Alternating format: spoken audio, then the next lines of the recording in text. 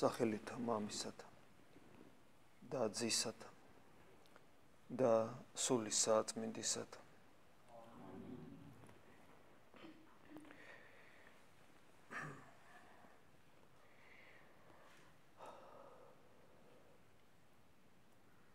სამყარო ძალიან დიდია. თვალუწვდენელი, ჩვენი გონებისათვის მიუწვდომელი და თავისი სიდიადით ძალიან საშინელი, საზარელიც. მისი შემოქმედი ღმერთი ყოვლის შემძლეთ იწოდება და ესეც არის წარმოგიდგენიათ ამ სამყაროს არაფრისაგან შექმნა და არა მარტო შექმნა, არამედ მისი განგება, რომ რამე თუ ყოველივე ყოველ წამს მყისიერად ყოვლის შემძლე ღმერთს ხელთ უპყრია. ეს არის ჩვენი გონებისათვის მიუწვდომელი სიძლიერე, ღონიერება, ძალა. მაგრამ ამ სამყაროში ღმერთს ჩვენ ვერ ვხედავთ და ამ სამყაროში, ამ დიდ სამყაროში, ამ თავისი სიდიადით საშინელ სამყაროში, მიუწვდომელში, რომელსაც ჩვენი ინტელექტი ერთის მხრივ ვერ შეწდება, ადამიანი განსაკუთრებულია. იმიტომ რომ ადამიანს შეუძლია აზროვნებაც, შემეცნებაც, სიყვარულიც და თუ რაიმე ღირებული შეიძლება ვთქვათ ამ სამყაროზე, ან ამ სამყაროში. მხოლოდ იმდენად, რამდენადაც ამ ყველაფერს ჩვენ ადამიანური საზომით გავზომავთ და ადამიანს შევადარებთ. ერთი ნებისმიერი ადამიანის სიყვარულს ვერ გადასწონეს მთელი ეს სამყარო თავის მშვენიერებით, იმიტომ რომ სიყვარული გაცილებით აღმატებულია, ვიდრე მთელი ეს მკვდარი სამყაროს მშვენიერება. ამიტომაც, როდესაც ჩვენ საუბრობთ ისეთ ღირებულებებზე, რომელიც მარადისობაში წარმოგვიდგენია, რომ შეიძლება იყოს ადამიანურად ვფიქრობ და მსჯელობ, ამაში განსაკუთრებული არაფერია და არც პრინციპში შეცდომა, იმიტომ რომ ადამიანი ფიქრობს ესე, რადგან მარადიული ცხოვრება არსებობს, მაშინ რა უნდა იყოს იმაზე დიდი მშვენიერი თუ არა სიყვარული. მაგრამ რა არის სიყვარული? ჩვენი საზომი გვაქვს სიყვარულისა. ყველას თავის საზომი აქვს სიყვარულისა და დღეს ეს სიტყვაც ისე არის გაუფასურებული. მაგრამ ჩვენ მორწმუნეებმა ვიცით, რომ სიყვარულს თავის წყარო აქვს და თავად არის სიყვარული ცოცხალი ღმერთი. და ჩვენ წესით უნდა ვიცნობდეთ მას, იმიტომ რომ იგი არ დარჩა დაფარული თავის თავში, არამედ თავის თავი გამოაცხადა. და თავის თავი გამოაცხადა არა როგორც სამყაროს შემოქმედმა და გამგებელმა, ყოვლადძლიერმა და საშიშმა ღმერთმა თავის სიდიადით, არამედ თავის თავი გამოაცხადა როგორც ძემ მამის მორჩილმა, ძემ, რომელმაც ჩვენთან ინება მოსვლა და ჩვენთან მოვიდა როგორც თავისიანებთან. როგორც იოანე მოციქული ამბობს, თვისთათან მოვიდა, მაგრამ თვისთაიც არ შეიწყნარეს. ანუ ჩვენ არ შევიწყარეთ, მაგრამ იგი მოვიდა ჩვენთან როგორც თავისიანებთან. იმიტომ რომ მან ადამიანის შექმნა თავის ხატად და მსგავსად. ანუ იგი მოვიდა ერთგვარად დაუცველი, ესე ინება მან. არა თავისთავად არის დაუცველი, არამედ ასე ინება მან, რომ ასე და ამგვარად ეცხოვრა. დაუცველი, მაგრამ ჩვენგან წესით მას საფრთხე არ უნდა ქონოდა მოლოდინი საფრთხისა, თუმცა მან რა თქმა უნდა ყოველივე უწყის, იმიტომ რომ ის თავისიანებთან მოვიდა. ჩვენის უნდა მიგვიღო როგორც ჩვენიანი, მით უმეტეს ის რომ ადამიანი არის ხატი და მსგავსება ღვთისა, მან მთელი სისავსით წარმოაჩინა ეს როგორც ადამიანმაც და ეს ნიშნავდა იმას, რომ მას ჩვენ ვუყვარდით. ანუ ჩვენ ზუსტად ვიცით, თუ მოვინდომებთ, რა თქმა უნდა, ზუსტად გვეცოდინება თუ მოვინდომებთ, თუ რა არის სიყვარული, რომელიც ადამიანს როგორც გვირგვინი ისე ადგას და რომლის გარეშეც ადამიანი არ არის. იმიტომ რომ მან ჩვენ შეგვიყვარა. წმინდა მამები ესე გვასწავლიან, რომ ჩვენ თუ გვინდა უფალი გვიყვარდეს, ამ სიყვარულს, ეს სიყვარული ჩვენ არ დაგვიწყია. მან დაიწყო ეს სიყვარული, ღმერთმა დაიწყო ეს სიყვარული და ძეთვის მხოლოდ შობილი მოსა ამ სამყაროს და ძემ გამოავლინა ეს სიყვარული სრულად ამ სიტყვის პირდაპირი გაგებით. ღვთაებრივი სისავსე, ღვთაებრივი სიდიადე, ღვთაებრივი ყოვლადძლიერება გამოვლინდა სიყვარულში, რომელიც ხელშესახები, თვალხილული, შეგრძნებადი ადამიანური გზნობებისათვის შეგრძნებადი გახდა ჩვენთვის. სწორედ ამან მოაქცია ის სასტიკი ადამიანი, ჯვარცმული ავაზაკი, როცა ეს სიყვარული იგრძნო. ოღონდ ეს სიყვარული შესაბამისად ვლინდება სხვა სათნოებებში, მათ შორის მორჩილებაში, სიმდაბლეში, სიმშვიდეში, მყუდროებაში. აი დღეს კიდევ ერთხელ იქნა აღმოკითხული ღირსთა საკითხავი, სამოციქულო, რომელიც წმინდა სერაფიმე საროვლოს უკავშირდება დღეს, თორე საერთოდ ყოველ ღირსთა მამათა ხსენების დროს ეს საკითხავია, დღეს წმინდა სერაფიმეს უკავშირდება გალატელთა მიმართ მეხუთე თავი, გალატელთა მიმართ ეპისტოლის მეხუთე თავი, სადაც არის ნაყოფები ჩამოთვლილი სული წმინდისა, ანუ თუ ადამიანი სწორად იცხოვრებს, რა ნაყოფები უნდა გამოიყოს, როცა მასში გაიხსნება რა გული მადლისათვის ეს მადლი გამრავლდება და რა ნაყოფებს გამოიღებს და ამ ნაყოფებით ადამიანი რა თქმა უნდა ქრისტეს ემსგავსება. ანუ თავის თავში რეალიზებას უკეთებს სიყვარულს, რომლისათვისაც ჩვენ დავიბადენით და რომლისათვისაც გავჯდით. და იქ ჩანს ადამიანისადმი დამოკიდებულება, მოყვასისადმი დამოკიდებულება. როგორი ცუდია მზაუბრობა, შური, უსიყვარულობა, განკითხვა ადამიანის. ეს ასე ცხოვრება ძალიან რთული ადამიანს თავისთავად ამის უნარი არც აქვს. მაგრამ ამაში გვეხმარება კიდევ ერთხელ ვიმეორებ თავად ღმერთი. ღმერთი, რომელიც ხელშესახებად, კიდევ ვიმეორებ, ხელშესახებად გამოჩნდა. და ჩვენ არ შეგვიძლია ვთქვათ, რომ ჩვენ არ ვიცით როგორია ის. ჩვენ ვიცით იმდენად, რამდენადაც მან თავისთავი გამოაცხადა და ჩვენ შეგვიძლია ეს გავიგოთ იმდენად, რამდენადაც ჩვენ ამას მოვინდომებთ. მაგრამ ფაქტი ჯიუტია. ადამიანთა უდიდესი უმრავლესობა უარს ამბობს, რომ ქრისტე დაინახოს. უარს ამბობს. საოცარ სიტყვებს ამბობს უფალი ერთ-ერთ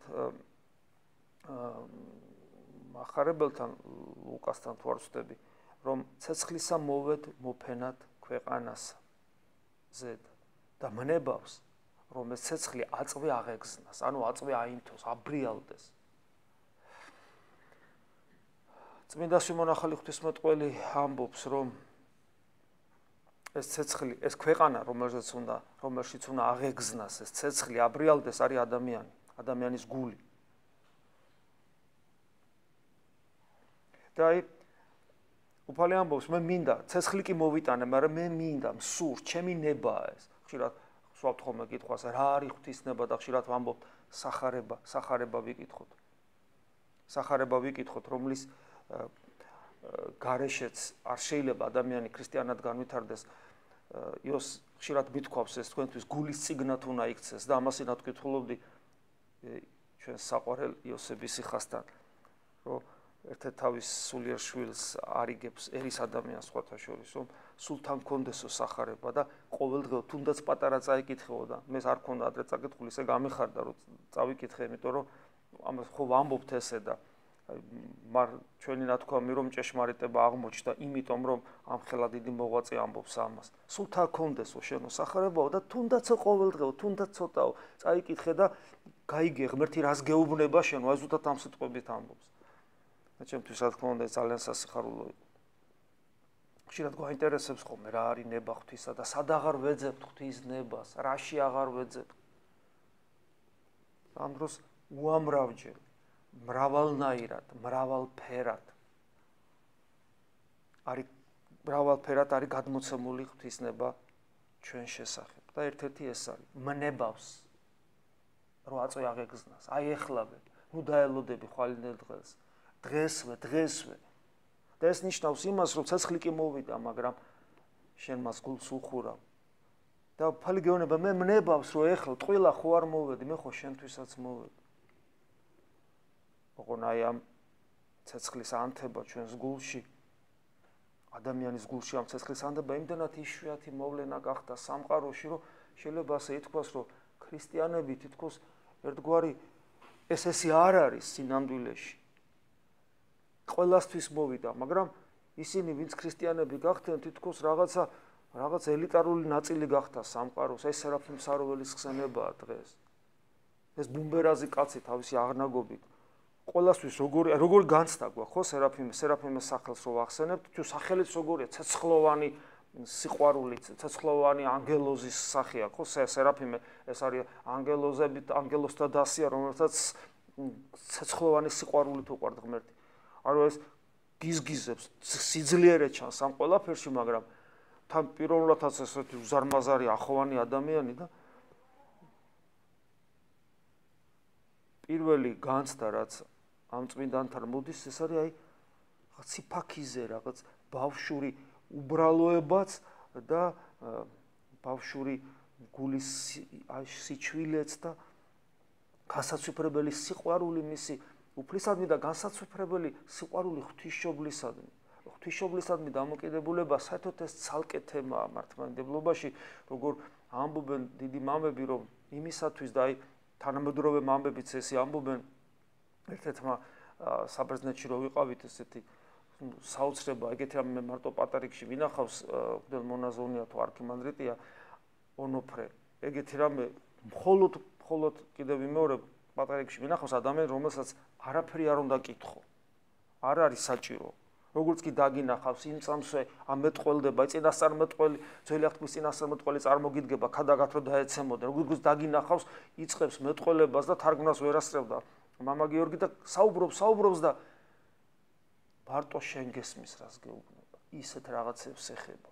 შეუძლებელია ის, შენც რო არ გახსოვს. ისეთ ფესვებს ეხება, ისეთ სიმებს ეხება და აშკარად რომ ეს ღვთისგან არის და იმან თქვა ის 2000 წლოვანი ტრადიცია რაც არის, ხო კიდევ ერთხელ გამეორა, რომ ღვთისმშობელს ევედრეთ, რომ გასწავლოთ იესო ქრისტეს, ანუ თავისი ძისა და ჩვენი ღმერთის სიყვარული. და წინა სერაფიმე საროველს ეს განსაცვიფრებელი სიყვარული ღვთისმშობლისადმი, იცით რომ სენაკში მარტო ღვთისმშობლის ხატი ჰქონდა დაბრძანებული, ყავდა დაბრძანებული. ხო და აი ეს განსაკუთრებულობა ქრისტიანებისა იმაში მდგომარეობს, არა იმაში, რომ ჩვენ უნდა ჭკვიანები ვიყოთ სხვებზე. რა ჭკუა ეყოფა სამყაროს შემეცნებას. სამყაროს შემეცნებას ჭკუა არ ეყოფა არანაირი. მილიონი აინშტაინი რო გახდე, მაინც არ ეყოფა. და რაც მეტად შეიმეცნებ, კიდევ უფრო მეტად ან უსუსურობას იგზნობ და კაია თუ ესე, ან უფრო მეტად გაამპარტავდები. და რაც არ უნდა მეტი შეიმეცნო, კიდევ უფრო მეტი საიდუმლოება გაიხსნები. ანუ ჩვენი უნიკალურობა ქრისტიანებისა იმაში კი არ მდგომარეობს, რომ სხვებზე ჭკვიანები ვართ. ჩვენი უნიკალურობა იმაში კი არ მდგომარეობს, რომ ჩვენ სხვებზე უფრო კარგები ვართ, როგორც ადამიანები. პირიქით, როგორც კი კარგი გეგონება, თავი მაშინ იწყება შენი დაღუპვა, იმიტომ რომ უფალი მოვიდა მონანული ცოდვილებისათვის, და არა გაბღენძილი მართლებისათვის. ჩვენი განსაკუთრებულობა თუ ასათნი ვიქნებით, მხოლოდ ერთ რამეში მდგომარეობს, რომ ისიც ღვთისწყალობაა, მე სხვას ვერაფერს ვერ დავარქმევ, საკუთარი თავიდან ვიტყვი, რომ მე არ ვიცი ეს როგორ მოხდა, თვითონ ღმერთი გპოულობს და თვითონ ღმერთი გაჩვენებს საკუთარ თავს და ღმერთი შემოდის შენ ცხოვრებაში და ღმერთი გაჩვენებს, რომ ხედავს და უყვარხარ და ზრუნავს და სულ ერთი არ ახარ მისთვის და ისევ აქედან მერე იწყებს შენ ღმერთის ძიებას და არა სიყვარულს და ოდესმე თუ შეიყვარე, მადლობა უნდა თქვა.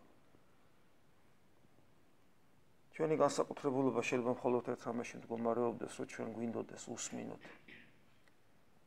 განკაცებულ სიყვარულს და მისი ნება აღვასრულოთ და მათ შორის ის, რომ მნებავს, რომ ეს ცეცხლი აწვი აღექცნას. და ეს ცეცხლი ჩვენს გულში თუ არ აღექცნა და თუ არ აბრიალდა ჩვენ გულში ეს ცეცხლი და ჩვენ თუ არ დავხარჯეთ მთელი ცხოვრება, მთელი ჩვენი ძალმოსილება, მთელი გული, მთელი გონება მთელი სული, მთელი ხორცი, ყველაფერი, ჩვენი ნებელობა თუ არ დავხარჯეთ იმაში, რომ ეს ცეცხლი მუდამ გიზგიზებდეს, ჩვენ მაშინ ქრისტიანები არ ვიქნებით. და თუ ქრისტიანები არ ვიქნებით, მაშინ რას ვთამაშობთ ქრისტეს დგავარ. და თუ ჩვენ ვეცდებით, რომ ეს ცეცხლი, რომელიც უფალმა აანთო, შემოუშვა ჩვენ გულში და არ ჩავაქრო, უფალი დაინახავს რა ჩვენს მცდელობას, თუნდაც უბრალოს და საცოდავს, უფალი დაგვეხმარება ჩვენ რესურსის ამოწურვის შემდგომში ის დაგვეხმარება და ეს ცეცხლი ისე აგიზგიზდება, რომ ჩვენ თამამად შეგვიძლია მე ვთქვათ, რომ ჩვენ თავისთავად არაფერი არა ვართ, მაგრამ და გვექნება იმის განცდა, რა ნაგავსაც წარმოვადგენთ ჩვენი დაცემული ბუნებით, მაგრამ ჩვენ გვექნება იმის უნარი, რომ გვეთქვას, რომ ჩვენ ბედნიერები ვართ. იმიტომ რომ ჩვენში ცეცხლი გიზგიზებს, რომელიც არ არის ჩვენი, მაგრამ არის მისი, ვისაც ჩვენ ძალიან უყვარვართ. ეს არის ქრისტიანობა და ეს აუცილებლად გამოვლინდება იმ გულის აჩვილებაში, რომელი აჩვილებაც წარმოუდგენელია, არ მოხდეს, როცა გაიაზრებ, რომ აი ესეთი ღონიერი, ყოვლისშემძლე ღმერთი, აი როგორ მოვიდა და ის უმთავრესი თვისებები, რაც მან გაამჟღავნა და ამით გითხრა, რომ მე ესეთი ვარ სინამდვილეში, როგორი თვისებები იყო, სიმშვიდე, სიმდაბლე და ყოვლის მიმტევებელი სიყვარული და გვეუბნება, რომ აი ასე უნდა იცხოვრო და ნუ შეხედავ მოყვას ზემოდან, ნუ შეგშურდება მისი, ნუ განურისხდები, ნუ განიკითხავ, ნუ დაუდგები მსაჯულად, ნუ განსჯი, ნუ გექნება უპირატესობის განცდა. და ეს ადვილი არ არის, ძმებოდადებო, იმიტომ რომ ეს რო ძნელია, თუნდაც დღევანდელ სამყაროში, თუნდაც მართლმადიდებულ სამყაროში როგორ ჩანს, როგორ იბრძვიან პოლიტიკისათვის უმაღლესი იერარქები და როგორ არიან განყოფილი ადამიანები, რომლებიც ხან ერთ მხარეს ეძებენ სიმართლეს და ხან მეორე მხარეს ეძებენ სიმართლეს და მოტივირებული მხოლოდ პოლიტიკით არიან. და თუ მაღალ იერარქებს ეს ემართებათ, რომლებსაც ყველაზე მეტად ევალებოდათ, რომ ჩვენთვის ესწავლებინა, რა არის ქრისტიანობა. თუ მათ ეს საშუალება მუქრებათ, ჩვენ როგორ შეიძლება ეს დაგვემუქროს თავისთავად ცხადია, ხო? ამიტომ ძალიან ფრთხილად ვიყოთ, რომ გავიაზროთ, როგორია ღმერთი, რომ მოვიდა, რა გვასწავლა და რას ნიშნავს ვიყოთ ქრისტიანები. არ შეიძლება ადამიანი ქრისტეს სახელს ახსენებდეს და გული არ ტიროდეს. იდეაში მე მესმის, ჩემი თავიდან გამომდინარე რა, ტირილი კი არა, მაგრამ ესეა. არ შეიძლება რომ გაიაზრებ აი ამ ხელა სიმდაბლეს, ფეხქვეშ გაგეგო ქრისტე. ფეხქვეშ გაგეგო. და არა მარტო დღეს გაგეგო და გუში, არამედ მარადისობაში გაგეგო. იმიტომ რომ იგივე ლუკა მახარებელთან ხო ვკითხულობთ, რომ დაბრუნდება რას იზავსო. და საოცარ რამეს ამბობს იგაურ სახეში. სამუშაოდ მოემზადება და მოგემსახურებად. დღემდე აქ მას ჭრილობები ხელზე და ფეხებზე და გვერდზე. ეს ყველაფერი არის ნიშანი იმისა, რომ ის დღემდე გვემსახურება, ის დღემდე ფეხზე წამომდგარი უყურებს ჩვენ ტკივილებს და ტკივა ჩვენი ტკივილები. წმინდა სერაფიმე სარობელი, რომლის ხენებას დღეს არის მართლაც ერთ-ერთი საუკეთესო უნიკალური გამოვლინება არის ჭეშმარიტი მაგალითია, უბრალოდ ჭეშმარიტი გულჩვილი, შვიდი, დაბალი, არა მზაობრივი, არამედ აი ესეთი მურჩილი სიყვარულით ახსავსე ქრისტიანობის. შეგვეწიოს ღირსიმამა და მოგცემოდეს ძალა, რომ გული გაუხსნათ უფალს იმ ცეცხლისათვის, რომელიც მოფენილია, რომელიც სურს, რომ ჩვენს გულებშიც აღეგზნას. ამინ. მადლი უფლისა ჩვენისა იესო ქრისტესი და სიყვარული ღმრთისა და მამისა და ზიარება სული საწმინდისა იყოს თქვენ ყოველთა თან.